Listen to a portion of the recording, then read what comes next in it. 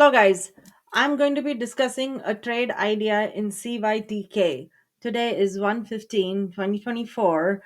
Yesterday on um, Twitter Spaces, we dis- yesterday on Twitter Spaces, we discussed a lot about this stock, a biotech stock that is having all the buzz about getting a buyout, right?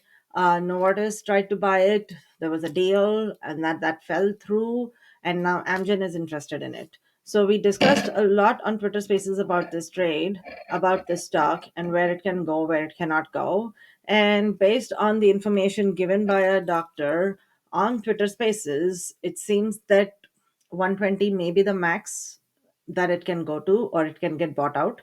And so he's willing to buy at 80 or 70 or 75. So, and the IV is high. We do not know when the buyout is going to happen. So, what do I do? What kind of trade can be done?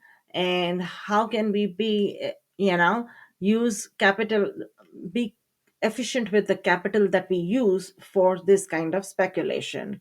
That's where options come in. You could buy stock, but that's not capital efficient way of trading. So we use options. And in options too, because of the volatility being high, we can use different strategies to minimize the risk. So let's go ahead. I don't know when it gets bought, but I know probably that 120 is the cap. So let's go ahead and give ourselves the entire year. And I can do 105, 120 call debit spread for $4.20. Okay, right now the mid price is $4.20. Now I don't want to pay that much. Okay, so let's see what I can do. What I can use the high volatility that it has right now, implied volatility, for my benefit by selling a put spread. Okay, let's go ahead and say we sell. Okay, it's already come down a bit, right? So let's sell an 80/70 put credit spread. Okay, so if I look at it from 80/70 put credit spread, I'm getting $3.85 credit. So put credit spread, okay, it's a $10 wide, 80/70, right? So a $10 wide put credit spread, I put $1,000 margin, okay, because it's a $10 wide thing, and I'm getting $3.85 credit. So at the most, I'm risking $6.15 over here in terms of the trade. Okay, now why am I doing this? I don't know when it gets bought out, so I don't want to keep buying calls. That's why I'm going all the way out to December and doing a CDS. Okay, now I'm financing that $4.20 by selling a put spread every time where I'm comfortable with. So I'm taking this kind of thing. And now let's say, okay, we keep doing this every month. Okay, so let's go ahead and look at it. So we sold this for the first time, $3.85. What all do we have? We have $6.15 margin risk and $4.20 that we paid for the trade. So the entire, I'm counting, including the margin risk, the cost of the trade is $10.35. Okay, this is $10.35, thinking that you had the max loss in your put credit spread. Okay, which is not the case right now.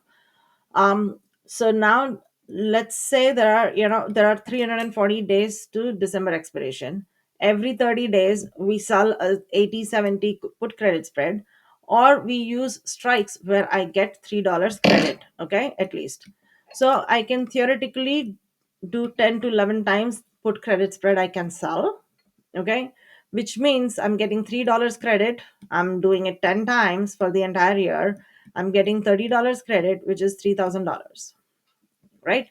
We paid $4.20 for the December 105 120 call debit spread.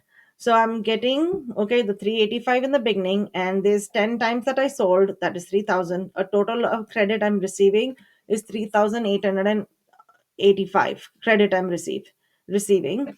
And at any given time, I'm not risking more than $700 in margin, right?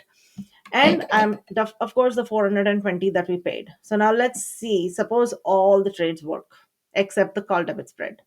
Okay, so I still made 3,385. I lost the $4.20. Okay, I'm making $2,965 and never risking more than $700. Okay, at a given time. That's 1 is to 4 risk reward already over there. This is counting that CYTK never goes up. Okay, never has any other speculation or a deal or a buyout. But what if it gets bought out?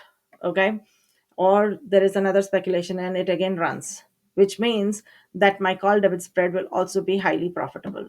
So this is the trade that I like, and I think I'm going to put this trade on tomorrow, which is Tuesday, 17th of January.